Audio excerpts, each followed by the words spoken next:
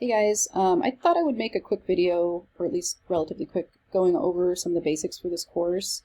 Graphic design applications. It's a high flex course, so we do have a blending of online and face-to-face students in one course shell in Brightspace. So just a reminder that there's going to be a kind of a blend of online and face-to-face together in this course shell.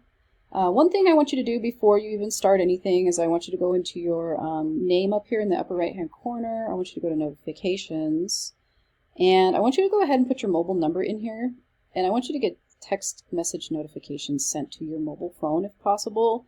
Instant notifications, SMS is the checkbox that you need to check. If you want to get email notifications, you can as well. You just have to enter that up in here and then check the box corresponding. But at least check the two boxes that have to do with the announcements here. So it'd be this one and this one, to receive text messages based on the announcements that I put out, because sometimes there's like some last minute things that I want you to know about a certain assignment, or if I'm going to be sick that day and miss class. Like, these are the best things, because then you can just get it straight to your phone and you're not confused. You can also get like when a grade item is released or updated. It'll also remind you, when quizzes are due. So like, these are good things to have checked. I actually have them checked. So I get text messages to my phone, and then just push save when you're done. So definitely at least get the announcements in there if possible. So that'll be in this area. I put a lot of important information in there, so it's a good idea to get text messages of at least the announcements. If we go into the content area of the course, you can see the weekly modules here on the left hand. They're not going to be open for you right away. I'm going to open them as we go along in the course. The syllabus has its own module here, and I will go over this with you now in this video. So, scroll up here. This is the graphic design applications, GDSN 231. It does count as a general education in the technology category as well. So it's a blend of online and face-to-face. Tuesday, Thursday, 12:30 to 1:50 is the face-to-face class time in Cowan Hall, room 112. It's the Mac Lab. This is worth 3 credits. This is my name, Mary Ward. I might not have introduced myself yet. Sorry about that. My name is Mary Ward. I am the Assistant Professor of Graphic Design at MSU Northern, and I am excited to work with you, get to know you this semester. This should be a really fun course. Hopefully most students have a really good time with it. So this is my phone number, 406-390-2435. You can text me at any time. That's probably the quickest way to get a hold of me, is to text me. You can also email me on my EDU address or in Brightspace. That works too. It's just not as fast as texting me. So here's the course description. This course basically kind of explores just the basics and fundamentals of graphic designs. We'll cover the aesthetic rules and then software skills that are used by industry experts. We'll talk about design quite a bit. We'll go over our projects together quite a bit. You learn the basic processes of design, layout, typography, color. You'll also gain knowledge in the 3 main software programs used in graphic design, which are Adobe, Photoshop, Illustrator, and InDesign. And they're kind of used interchangeably. They work together as a team. But you'll see how that works as we move through this course. So with the skills learned in this course, you should be able to comfortably construct layouts in InDesign, use Photoshop to edit and manipulate photos, and then construct logos and vector images using Adobe Illustrator. So you'll learn some, basics in all 3 of those programs, really. It's a pretty technical course, but it's not, as long as you keep up with the pace of things, it's not a hard course. It's actually a really fun, creative course. So just a reminder, this is a blended course of face-to-face and online students. So the Brightspace shell will have both online and face-to-face students put together in one shell. If you happen to miss class, if you're a face-to-face student, you can always fall back on Brightspace and get everything you need to complete assignments and tasks in Brightspace. But I do expect face-to-face students to come to class. I will be taking attendance. I will be keeping track if you are there or not. And I do expect you to be there if you are signed up for face-to-face. So face-to-face students will do discussions, software demos, project critiques. Everything will be done during class time, whereas the online students will do those things online, obviously, in Brightspace. So, online and face-to-face students will be using Brightspace slightly differently, but everybody's still going to be turning in all their projects using Brightspace. So definitely both face-to-face and online students need to be checking Brightspace daily and need to be following the directions posted within the weekly modules. So definitely, whether you're online or face-to-face, Brightspace is going to be very important.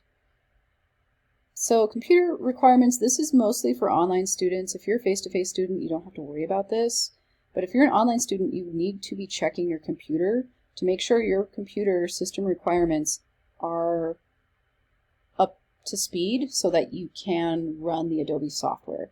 The Adobe software like Photoshop, Illustrator, InDesign, they are all relatively, I like to call them beefy programs that use a lot of RAM and operating juice from your computer. So you need a powerful computer to run the software. Otherwise, your computer's going to freeze up every few seconds and you're really not going to be able to do the work for this course. So it's really important that if you are an online student to check your computer to make sure it meets the minimum, if not maybe even a little bit better, system requirements to run the software that is required in this class. So this will show you the system requirements that you would need to run Adobe Photoshop, which is probably the most, I believe it's the most powerful program that we're going to be using.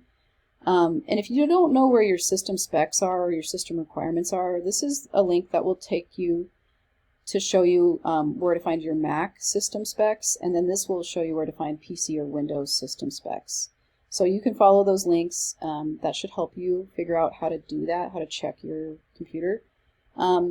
If you don't have a computer that's powerful enough to run Adobe Photoshop, then you should probably consider switching to face-to-face so that you can use the MacLab computers.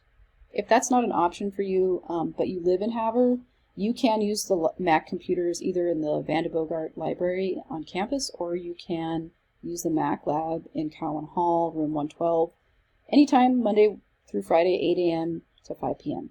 I'm saying the MacLab computers are probably going to be a better option than the library, but the MacLab has limited hours compared to the library. So, you'll have to be checking to see what works for you. If you don't live in Havre, you might have to borrow a computer from a friend or family member. If you're a graphic design student and you live in Havre, I have laptops available for you to check out if necessary. Just ask me about that if that's what you think you need one, if you feel that you need one.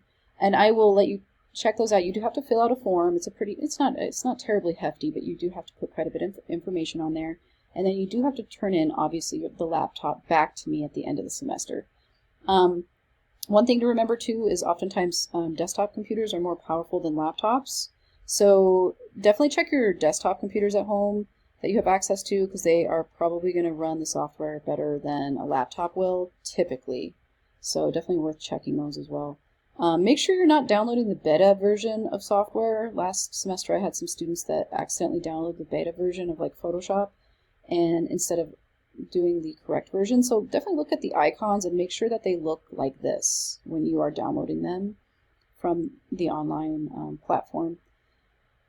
So software requirements, this is for online students as well. The MacLab for face-to-face students already has the software downloaded, so you don't have to worry about that if you're face-to-face. But for online students, you do have requirements for the software. You will have to purchase Photoshop, Illustrator, InDesign. We're going to be using them separately, so you only need one at a time. And we're not going to start using the software until week 2. So the first week, you don't have to worry about purchasing software, but by week 2, you need to have the software downloaded and purchased. Adobe offers a month-to-month subscription plan, and students do get a discount. So just follow this link to check out the prices for students and the options for software. So grades, based on the following for all students: quizzes, assignments, discussion is 50% of your overall grade for this course, so that's fairly high. Photoshop self-portrait project, that's worth 10%. Illustrator logo project, that's worth 10%. InDesign business card project, 10%. InDesign poster project is 20%. So that's the end project that we do. It's usually a pretty fun project, but it is worth 20% of your overall grade. Letter grades based on the, are as follows. This is pretty basic grade scale. Definitely D's, you don't want to get a D in college because it won't count towards your major or minor. It's not really considered passing. So try to get a C or above. Obviously try to get as good as you possibly can, but just remember D's are not passing in college typically. Course schedule, this is a great course schedule. It's going to be pretty accurate to what we're going to be doing. One thing about the course I will say now is that we will be pretty busy in the first half, and then things will slow down towards the end of the class. You get more time on the last assignment, things start to slow down, but we do approach it quite quickly. Like the first 8 weeks are pretty busy, and then after that things start to slow down. So I do that on purpose because I feel like people start the semester relatively refreshed from break, and then they start to kind of peter out towards the end. So I try to follow that with my course design. Late work is accepted, but it will be cut down a letter grade for being tardy, and then every week that passes, your grade will drop another letter grade. Don't miss any projects because they make up a large percentage of your overall grade. Also, just remember it's very confusing and inconvenient for me to grade late assignments, especially if a lot of people are late with their work. I really appreciate it when everyone gets their work in on time. It makes grading so much easier and enjoyable for me. So I really appreciate those students that get their work in on time. Attendance for face-to-face students, obviously if you're sick, stay home. But if you are signed up to be face-to-face, I expect you to be there. I do take attendance every day that we have class. I will give you a grade for attendance, which works out to about 5% of your overall grade for face-to-face students. Obviously, online students, this does not count for you. And let me know if there are any genuine extenuating circumstances that might require an extended time away, because we can work out an exception if needed. Office hours, my office hours will be 2 to 3 p.m. Monday, Wednesday, Friday. My office is in Pershing Hall, 105. I'm usually available after class as well for at least half an hour to an hour in the Mac lab. You can also text me for a time to meet. That actually works best. So academic and integrity misconduct code here. Accessibility statement here. And Tutoring Central, so if you need any tutoring, get a hold of them. And then Brightspace technical support. These guys are great, Jason and Brittany. There's their email and phone number. And yeah, there might be some slight changes to, the schedule, but for the most part, this is what to expect for the course. It's usually a pretty fun course. So yeah, anyway, I hope that get to meet you all here soon, and excited to meet you, and we'll talk to you later.